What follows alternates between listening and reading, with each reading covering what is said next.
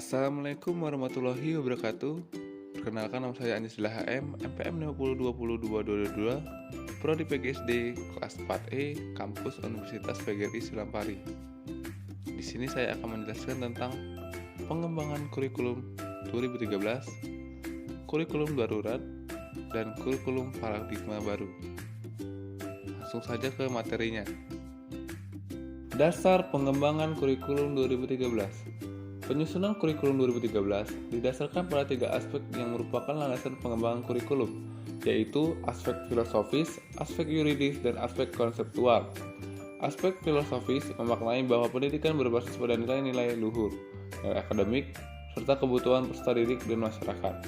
Selain itu, kurikulum berorientasi pada pengembangan kompetensi.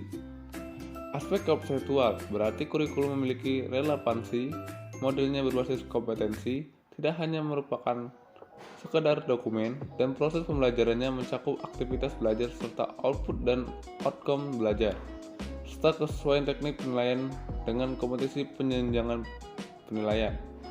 Aspek yuridis terkait dengan RPJMN 2010-2014, sektor pendidikan dan Impres nomor 1 tahun 2010.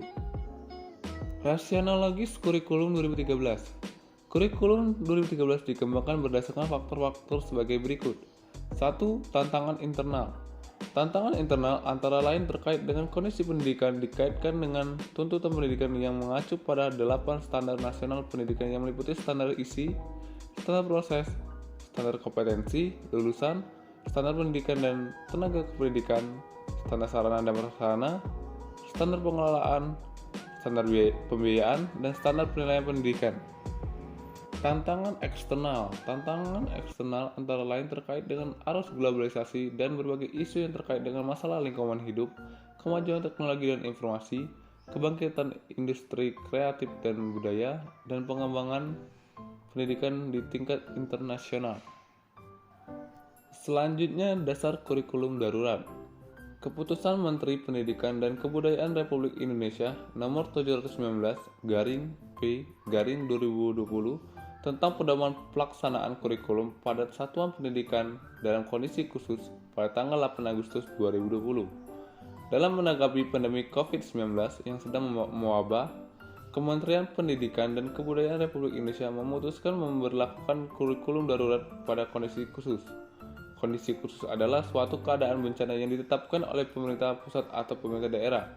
Tujuan diadakan kurikulum pada kondisi khusus ini adalah untuk memberikan fleksibilitas bagi satuan pendidikan untuk menentukan kurikulum yang sesuai dengan kebutuhan dari peserta didik. Rasionalogis pengembangan kurikulum darurat. Kurikulum darurat atau dalam kondisi khusus yang disiapkan oleh Kemendikbud merupakan penyederhanaan dari kurikulum nasional. Pada kurikulum tersebut dilakukan pengurangan kompetensi dasar untuk setiap mata pelajaran sehingga guru dan siswa dapat berfokus pada kompetensi esensial dan kompetensi prasyarat untuk kelanjutan pembelajaran di tingkat selanjutnya. Selanjutnya, dasar kurikulum paradigma baru. Upaya dalam proses pembenahan dan capaian pembelajaran hingga kini, upaya terus dilakukan oleh pemerintah. Salah satunya adalah melalui perubahan kurikulum, seperti halnya yang dilakukan belakangan ini oleh Kementerian Pendidikan, Kebudayaan, Riset, dan Teknologi atau Kemendikbudristek, bahwasanya telah memunculkan kurikulum paradigma baru sebagai penyempurnaan dari kurikulum tingkat satuan pendidikan atau KTSP 2013 yang notabene akan diberlakukan mulai tahun 2022 secara terbatas dan bertahap melalui program sekolah penggerak yang endingnya akan diterapkan pada setiap satuan pendidikan yang ada di Indonesia. Rasionalogis perkembangan kurikulum paradigma baru.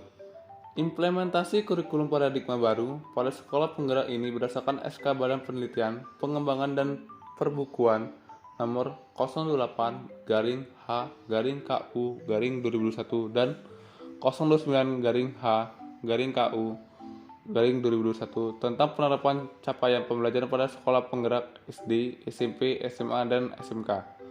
Pada akhirnya nanti direncanakan akan diterapkan pada seluruh satuan pendidikan yang ada di Indonesia.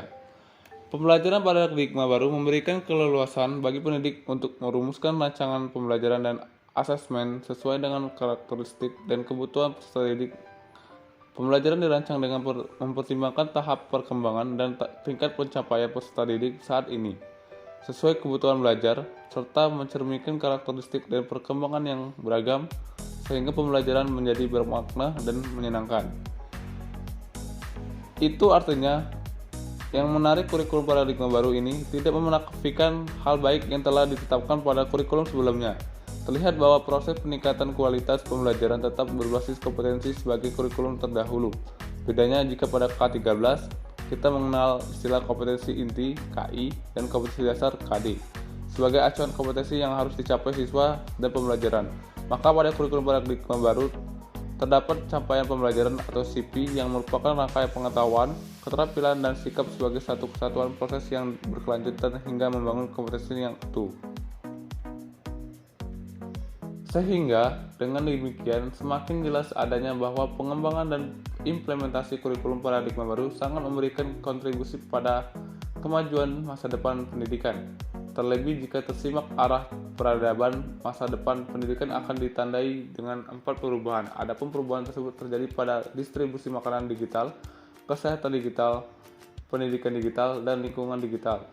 Arah masa depan pendidikan bisa dilakukan dengan memanfaatkan artificial intelligence, big data, connectivity, blockchain. Oleh sebab itu, orang yang berpendidikan perlu memiliki kebebasan dalam menciptakan sebuah karya dan memiliki well-being.